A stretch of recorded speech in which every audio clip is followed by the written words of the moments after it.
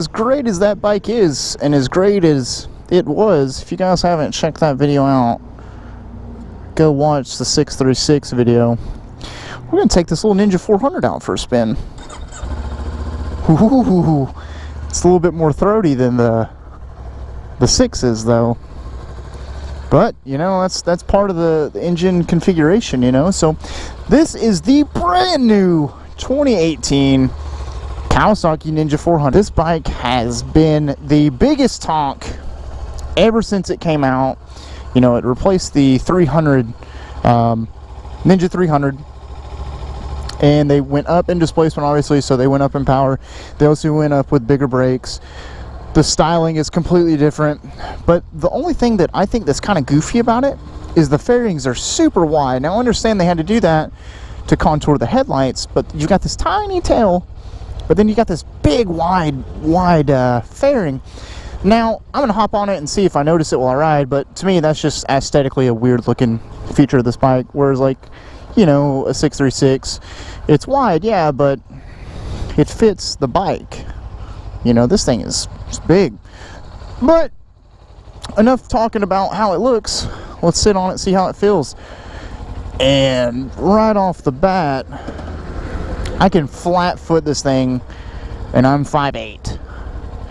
No problem. It's kind of not what I expected.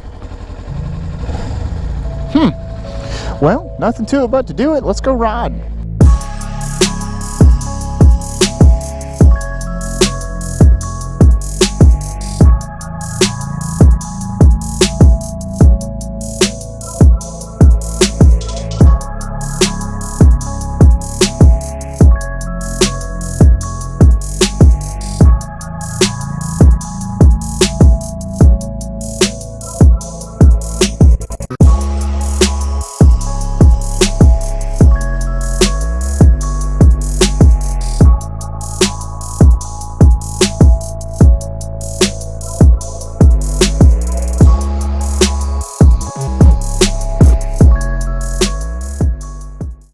Oh, this is nice.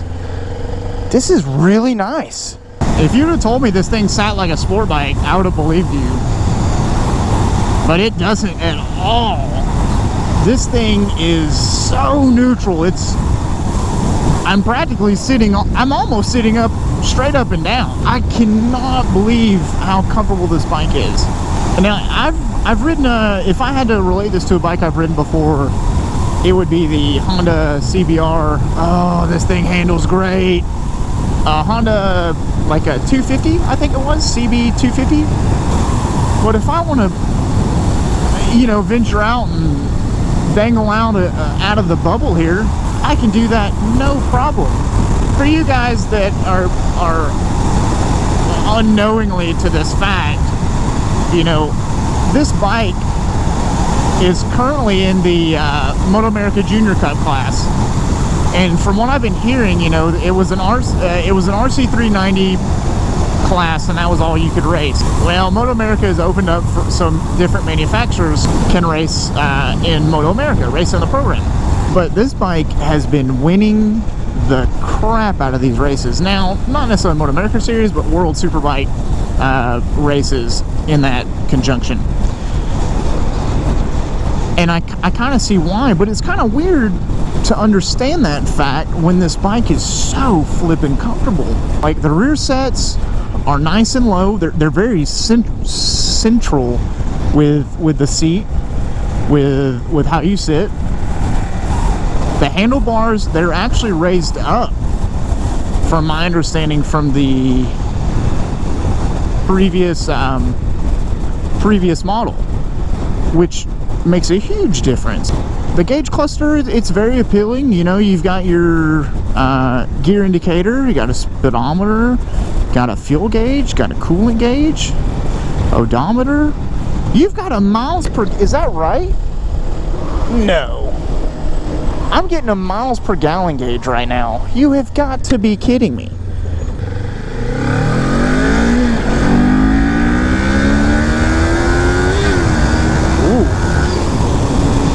And I was watching a couple reviews on this bike because it's new to me.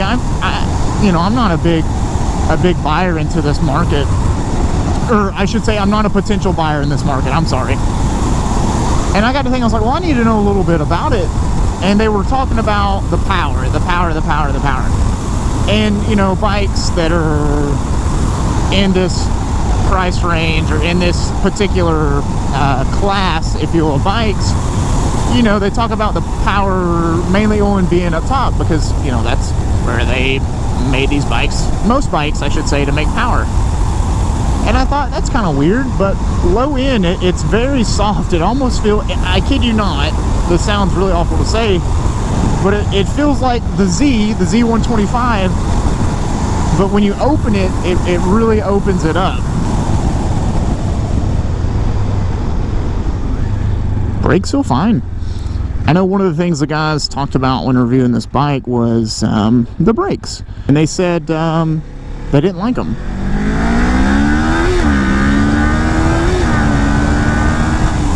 I like them. I love it. And this bike, again, it reminds me so much of the Z because you can rev this thing out full throttle and not be going 100 miles an hour in first gear. You know, you can... there's nothing like going fast on a slow bike. There's really not. But no, this bike, it's really good. The handling, it's nice. And it's nice because the ergonomics it just works, you know? This bike is a great bike for beginners. I mean, it's really, really comfortable. I could ride this thing to California. I'm serious. I could ride this thing to California and back. I could tour to America with this thing. And let's talk about the beginner rider here for a moment. Because, you know, maybe you're that beginner rider who's wanting to get a first bike, and you're maybe you're a male, or maybe you're not, but you want something that's not intimidating. Well, 600s, let's be honest, they're intimidating. You're definitely not going to go out and buy a leader bike. Now the market has introduced this Ninja 400. It has dropped out of heaven. Oh, you put an exhaust on this thing and it will be perfect. You know, I was talking about the tank, or not the tank, the fairings being so wide. Now that I'm on it, I can't really tell. I mean, it just feels like I'm on a full-size bike, you know, but yet I can flat foot it. The ergonomics are comfortable, you know, the handlebars, I'm not putting a lot of weight on the handlebars. My back isn't hunched over, you know. My feet aren't up to my chest when I ride this thing. The instrument cluster is inviting. It's smooth. I love the green version of this bike, but this black, it's got this sparkle to it. Oh, it's so pretty. Let's see real world purpose here.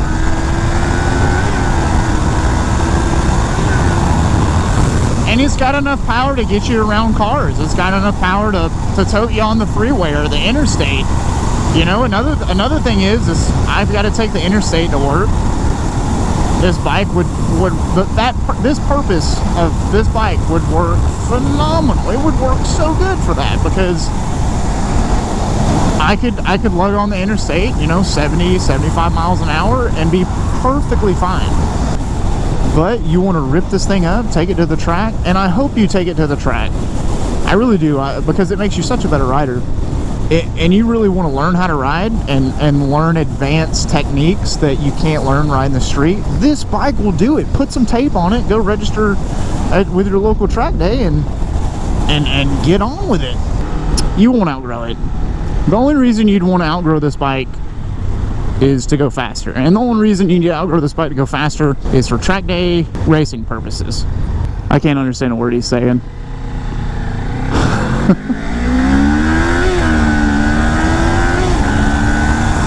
But like that guy in the Camaro was checking this bike out. And that just gives you an idea how much attraction this bike like truly gets for being a 400. When I hop on this bike, I think it's slow. Yes, because I race and stuff, and that's nothing to take away from this bike, but it's slower compared to a ZX10 or your 600 or even SV650. But it's the rider that makes it fast. So keep that in mind, guys. But he probably thinks this thing goes like 150 miles an hour. That's like Yamaha with their R3. You know, they want that market. They want these newer riders to buy a sporty looking bike and really grow into it, because not everybody comes from a Nicky Hayden racing family. Not everybody's parents rode motorcycles, you know, growing up. So like, that's me. My dad didn't ride motorcycles. What did I do? I hopped in and bought an R6 because I didn't know what to buy. I just know what I wanted, and I thought I wanted an R6. Reality, I should have got this. So if you're looking at buying this bike, or the 300, the entry-level sport bike, well, I can't even call it a sport bike. I don't even know what to call it. What would I change the bike if I had it? Exhaust, stainless steel lines, get rid of those mirrors, fender eliminator, and maybe put some levers on. A huge thanks to Northeast Georgia Motorsports for lending me this bike to put some miles on, to share with you guys what I think about this bike. Go check them out, give them a follow on social media. If you're in the area, come by the dealership, say hi, say hello. This bike right here is on demo. You can come and ride this bike and try it out for yourself, see what you guys think. So again, thank you, Northeast Georgia Motorsports. Thank you guys for watching. Be sure to leave a thumbs up if you like this video, and I'll see you guys on the next one.